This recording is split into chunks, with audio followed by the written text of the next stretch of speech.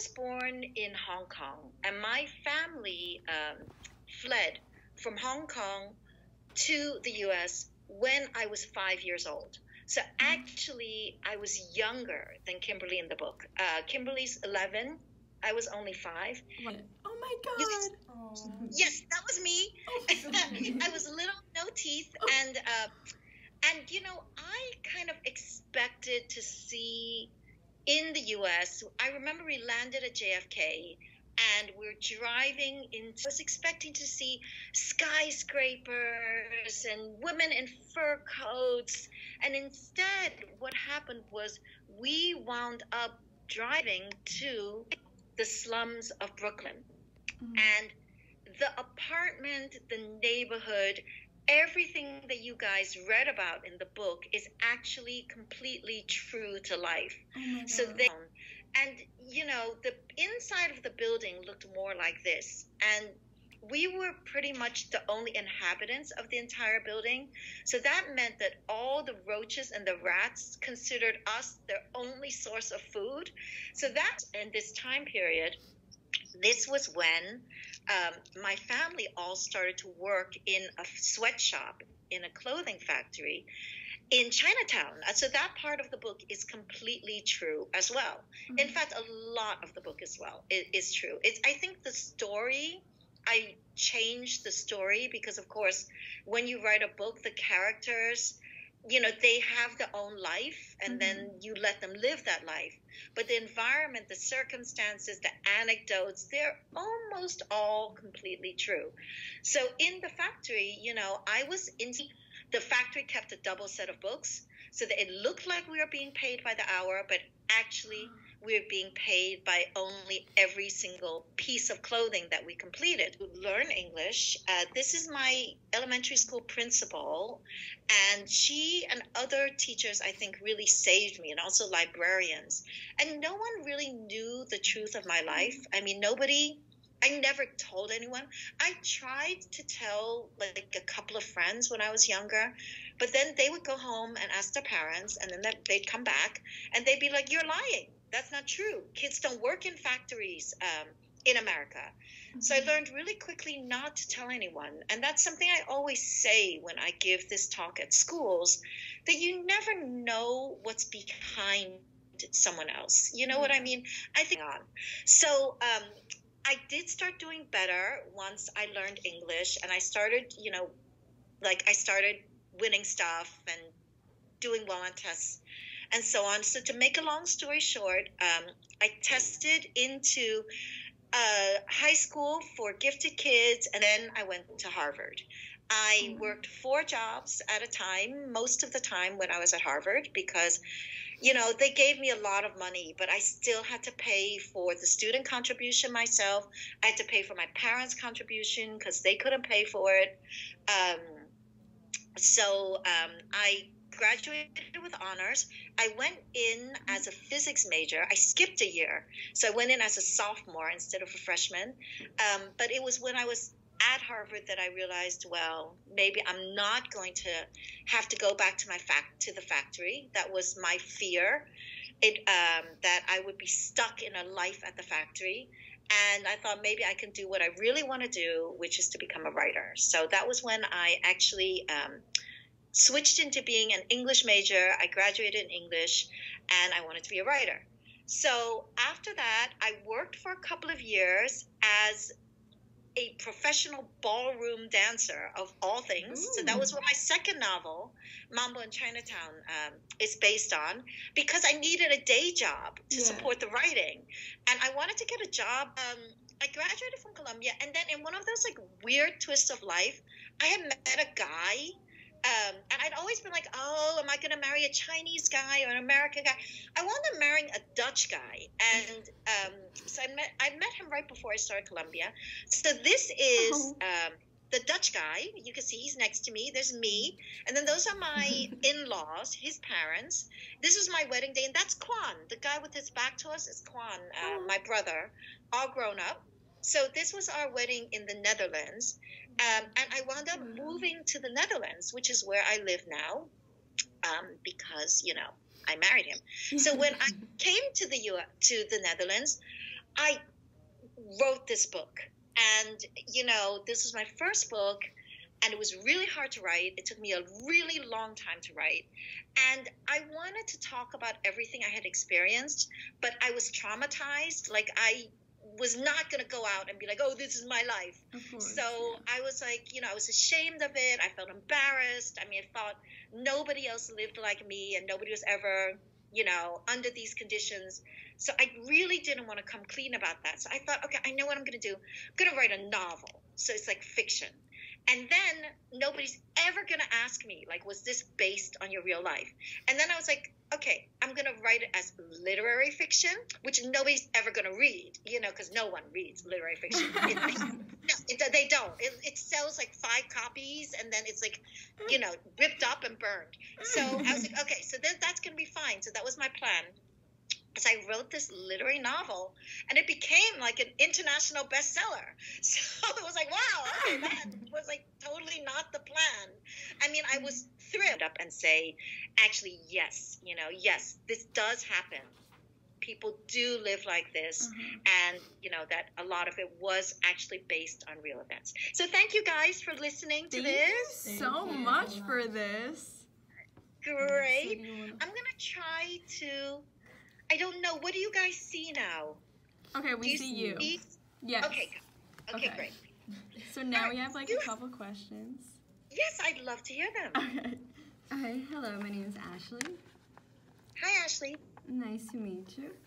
I just want to say the book does talk about your immigrant experience through Kim and her mom. Now that there are a lot of immigrant experience and there's stories being told, I really liked yours because not only does it tell the story of how you lived in poverty, but you also make the reader feel like they're also Kim. The way you use the incorrect grammar and make us pronounce the way you used to pronounce, what made you put that idea in your book in the first place?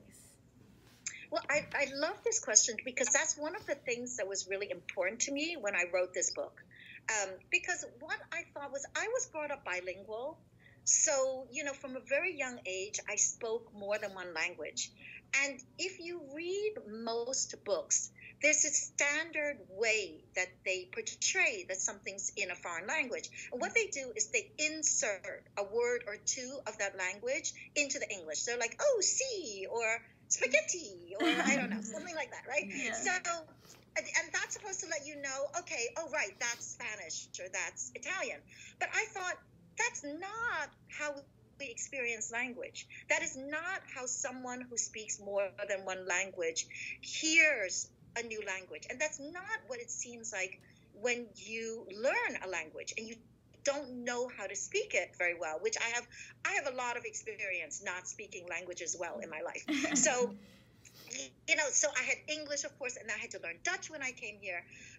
So, I thought I wanted the reader not to simply read about an immigration experience, but I wanted them to undergo it, especially maybe people who are native speakers and who live in their own country. I wanted them to feel what it's like to actually not speak the language. And then things are happening and people are saying things to you, but you don't really understand, but you're expected to respond. So that was why I developed this technique, which I actually have not seen done in other books. Yeah. But I thought that's the most realistic way of portraying the interior life of someone who doesn't fully speak English. Yeah. Thank you very much. Thank you. Okay. Yeah. Hi, I'm Mariam, and nice to meet you. I have a question for you. As you mentioned, you and your brother struggled in your childhood period, but later on, but your parents had a much more difficult life than you. So when you decided to write a book, had you ever discussed the story with them? How did they feel while you were writing? So. Well, my parents disapproved of everything I did. So I'm not going to discuss anything, like nothing. I mean, in fact, when I was working as a dancer, I told them I was a computer programmer. They didn't find out my second book came out that they were like, "What were you doing?" We thought you were programming. So no, I discussed nothing with my parents. So I'm not saying that's what you should do. I'm just telling you that's what I did, because I was going to get yelled at. Like, there was no way they were going to approve of me doing this. They didn't approve of me being a writer either. So I had already made choices that, were not in line with their expectations. And sometimes people do ask me about that, what I think about that, when your parents want one thing and you want another. And I have two different thoughts. One thing I think is that I was young and dumb. So I did not fully realize how the odds were against me. When I went in to become a writer, I made it. I'm glad I made it, but it was a big risk. And so I fully understand if parents are like, be careful. I mean, please, we love you. Don't ruin your life. So I really understand if parents do that. Mm-hmm. On the other hand, I know all about guilt because I'm Asian. So, it's like my family specialized in guilt. I'm very good at guilting myself. And I think that your life is your life. And I think in the end, you have the right to do whatever you want with your life. And you don't need to live someone else's life. You don't need to fulfill someone else's dreams or expectations. Your life belongs to you. And that's something, I have 2 kids, I have 2 boys, and I try to convey, they're like, you're so strict, but I do try to convey, I'm living my dreams. I'm trying to do what I want to do. And I want you to follow your dreams as well, whatever they might be. The oldest kid, he's very, very smart. He wants to play video games for a living. Okay, so all right, we're going to have a talk about this. But I don't know. I have no answers. But the fact is, I was really afraid to discuss this with my parents. I wrote the book as fiction, and I was going to hide behind the fact that it was fiction. Of course, that did not fly for very long. So it was like I got busted, and they were writing Chinese articles about me. So I didn't think they'd write about me in Chinese. My mom can't read English. So I was going to tell her it was a book about rabbits or something. But that did not work because it was like all over the Chinese papers and in China and stuff. So, at the beginning, they were kind of like, whoa. I could tell they were kind of shocked that I had written about our past. But then ultimately, I think they were proud because people were so kind, and people came up to us and said, we are so inspired by your story. We're, proud of you that you overcame it. And I think that sense of shame did turn into pride. And I think that one thing that happens is that when you are as poor as I have been, you feel like it's something you can't talk about, and you feel like you're the only one. And most people who are really working class don't grow up to write novels. Most of the people I knew are still working in the factory or working in the restaurant or really struggling day and night to make a living. Yeah. So they don't have the luxury of taking the time to write about it. And so in the end, I realized it was important that I did. And my family is still talking to me. So that's good. So they found out so much information from your book? They found out everything. Everything. And I have to say that I even have friends from high school that went to my debut novel launch, and they were like, we never knew this about you. We never, because I never talked about it. I was embarrassed about it, and I was ashamed of it. I didn't want to talk about it. So that, that was something that, really came out when my book was published. Wow. Thank you. I'll go. Okay. Hi, I'm Sophie. Hi. Nice to meet you. So because you were so busy with school and work, did you feel as though you were missing out on what a typical American teenager would experience, and how did this affect your self-esteem? I think that's actually a question I haven't had asked before.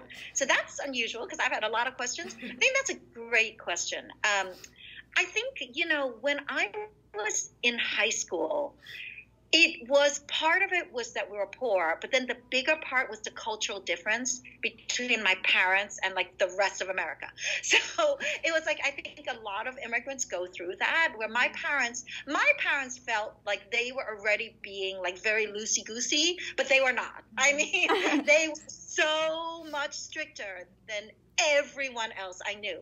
And so I was not allowed to do like anything. I mean, I met a guy who had gone to high school with me. I saw him again years later, and he was like, "Oh my God, Jean!" He was like, "It was impossible to get through to you." He was like the FBI, And my mother never learned to speak English, but the only words of English that she learned was that, like, when like the phone would ring, she'd pick it up, it'd be a boy on the line, she would say, "Jean, not home," and then she'd slam down the phone. That was the only thing she would do. So I had a really strict upbringing when I was a teenager, and I felt terrible about it. Like, I felt like I was missing out, and I wanted to be like everyone else, and I wanted to experience all the things everyone else was experiencing. So then I went to college. I really broke loose, So I mean, I would have to say that, like, in college, I had the freedom to do what I wanted to do. And, I graduated high school with a really high average. And the reason I did that was because I knew it was like life or death for me. It wasn't like, oh, should I get into a good college and impress my friends? No, it was like, if I did not get top grades and get into a school like Harvard that would give me a free ride, I was not going to college. I was going to be married off to some guy. And actually, my family despaired because they were like, nobody's ever going to want to marry her.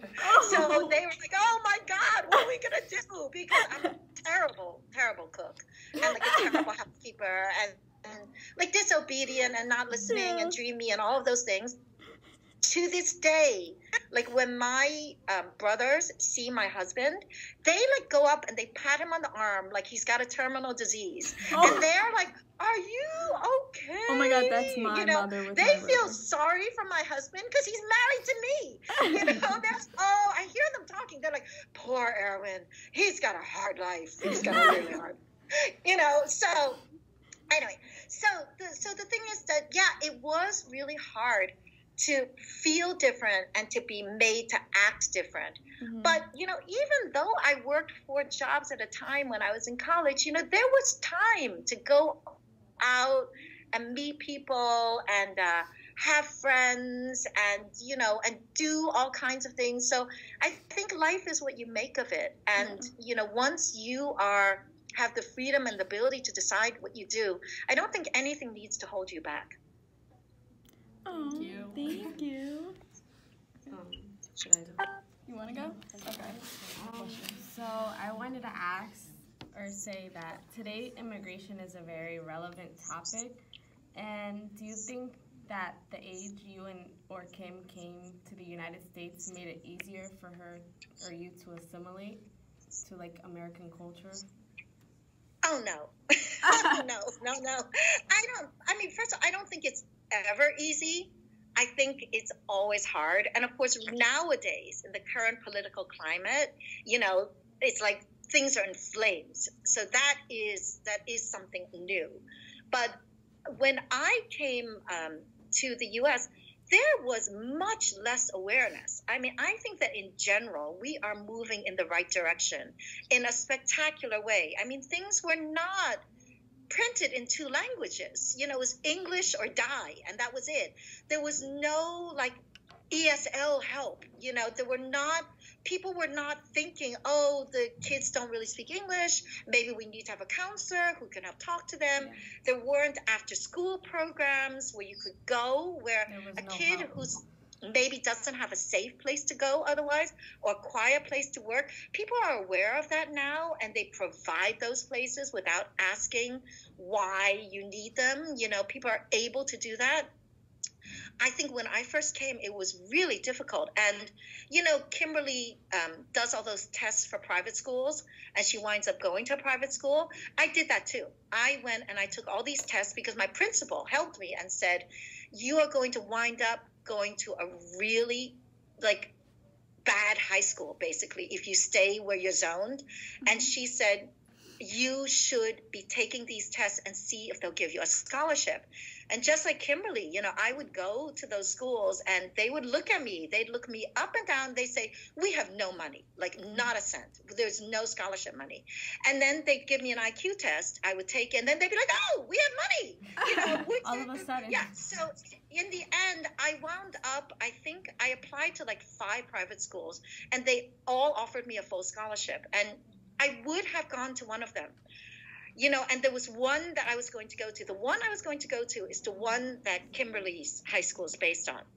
And I remember, like her, walking through those halls. It was a beautiful, beautiful school. I mean, beautiful campus, excellent education. But I was like the only non-white thing there. I mean, everything was white. Like all the people were white, the walls were white, the marble was white, everything was white.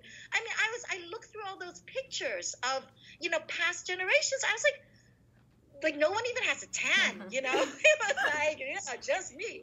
So I think if I had gone there, I mean, maybe there were a few minorities there somewhere, but there was not that feeling of we should have a certain number, or, we're aware of what that number was. It was just like, oh, you can't afford us? Yeah, too bad. And we're not really sure we want people like you anyway. That was kind of underlying message. So they wanted me because I was smart, and they thought I could get into a good school and kind of raise their statistics. But if I had gone, I would have been a scholarship student, and I would have had to work and make it very clear that I was a scholarship student.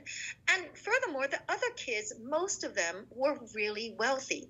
And, you know how kids are. It's like, while I was probably too ignorant to understand that their shoes cost this amount of money, believe me, they knew that my shoes cost 99 cents.